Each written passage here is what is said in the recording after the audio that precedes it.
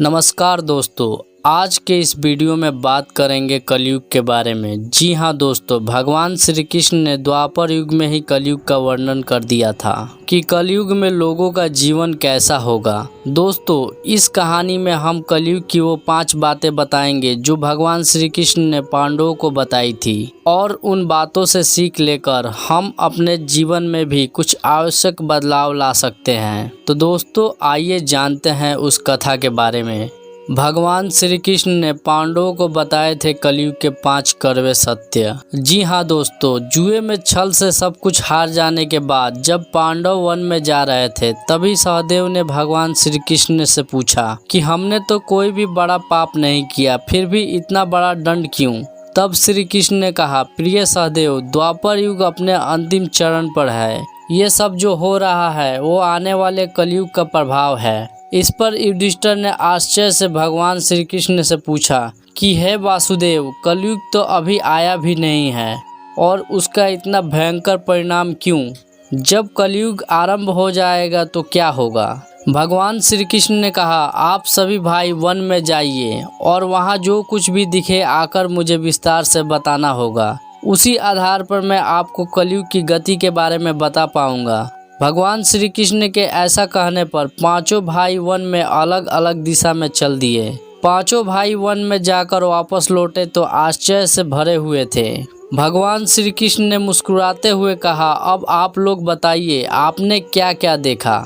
सबसे पहले युधिष्ठिर ने बताया कि हे योगेश्वर, मैंने एक 2 सूंड वाले गज यानी हाथी को देखा। इसका क्या अर्थ है? तब भगवान श्री कृष्ण ने कहा, इसका अर्थ यह है कि कलयुग में ऐसे लोगों का राज्य होगा जो दोनों ओर से शोषण करेंगे, बोलेंगे कुछ और, करेंगे कुछ और, मन में कुछ और कर्म में कुछ और होगा। ऐसे ही लोगों का राज्य होगा। उसके बाद महाबली भीम ने कहा, हे वासुदेव, मैंने एक गाय को देखा जो अपने बच्चे को इतना चाट रही थी कि वो बच्चा लहूलुहान हो गया था। इस प्रश्न का उत्तर देते हुए श्री कृष्ण ने कहा, इसका अर्थ यह है कि कलयुग का मनुष्य अपने बच्चों को आवश्यकता से अधिक लाड़ प्यार करेगा। उनकी अपने संतानों के प्रति माया और ममता इतनी बढ़ जाएगी कि उनकी संतानों को अपने विकास का अवसर ही नहीं मिलेगा। कलयुग में माता पिता अपनी संतानों को परिवार की मोह माया में बांधकर रखेंगे, जिसके कारण उनका घर बर्बाद हो जाएगा।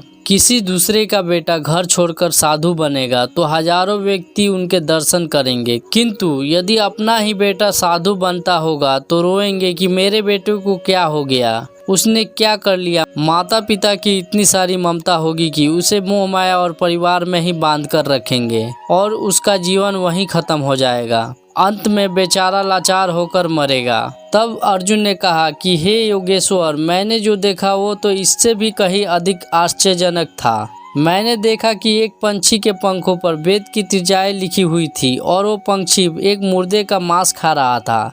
इसका क्या अर्थ है? इस पर भगवान श्री कृष्ण ने मुस्कुराते हुए कहा कि कलयुग में ऐसे लोग होंगे जो बड़े ज्ञानी और ध्यानी कहलाएंगे। वे ज्ञान की चर्चा तो करेंगे लेकिन उनके आचरण राक्षसी होंगे। बड़े पंडित एवं विद्वान कहलाएंगे, किंतु वे यही देखते रहेंगे कि कौन सा मनुष्य मर जाए और हमारे नाम से संपत्ति कर जाए। चाहे कितने भी बड़े लोग होंगे, किंतु उनकी दृष्टि दूसरे के धन और पद रूपी मांस के ऊपर ही रहेगी। सत्पुरुष तो बहुत ही कम दिखेंगे। इस पर नकुल ने कहा, भैया, मैंने देखा कि एक बहुत बड़ी चट्टान पर्वत से गिरी। उसे बड़े से बड़ा वृक्ष भी नहीं रोक पाया, किंतु एक अत्यंत छोटे पौधे का स्पर्श होते ही वह चट्टान वहीं स्थिर हो गई। इसका क्या अर्थ है? इसका अर्थ बताते हुए भगवान श्री कृष्ण ने कहा, कलयुग में मनुष्य की बुद्धि क्षीण हो जाएगी और उसका जीवन पतन हो जाएगा, और उस पतन को धन और बड़े से बड़े सत्ता रूपी वृक्ष रोकने में असक्षम होंगे, किंतु हरि नाम का एक छोटे से पौधे से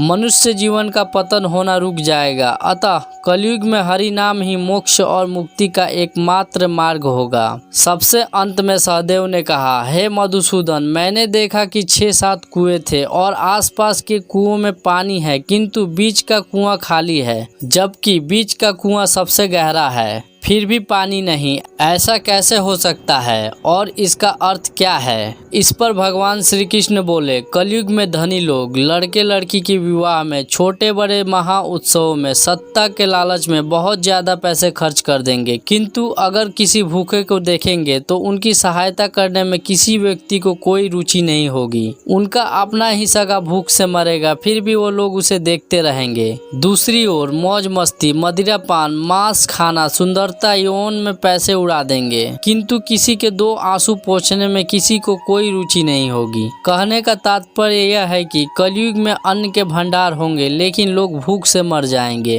लेकिन जो लोग ऐसी आदतों से दूर रहेंगे उस पर कलयुग का नहीं बल्कि परमात्मा का प्रभाव होगा। तो दोस्तों, यह है कलयुग के 5 सत्य जो भगवान श्री कृष्ण ने पांडवों को बताए थे और आज यह सब घटना हम अपने आसपास भी देख सकते हैं। दोस्तों, ये सभी बातों को अपने जीवन से जोड़कर देखें तो आप पाएंगे कि कलयुग के प्रभाव से यह सभी अवगुण हमारे अंदर है, लेकिन इस वीडियो के माध्यम से कुछ सीख लेकर हमें अपने जीवन में आवश्यक बदलाव लाना चाहिए ताकि हमारे जीवन में कलयुग का नहीं बल्कि परमात्मा का प्रभाव हो। तो दोस्तों, वीडियो अच्छा लगा हो तो वीडियो को लाइक और शेयर करके चैनल को सब्सक्राइब करें और कमेंट में जय श्री कृष्ण लिखना ना भूलें। मिलते हैं किसी और वीडियो में, तब तक के लिए धन्यवाद।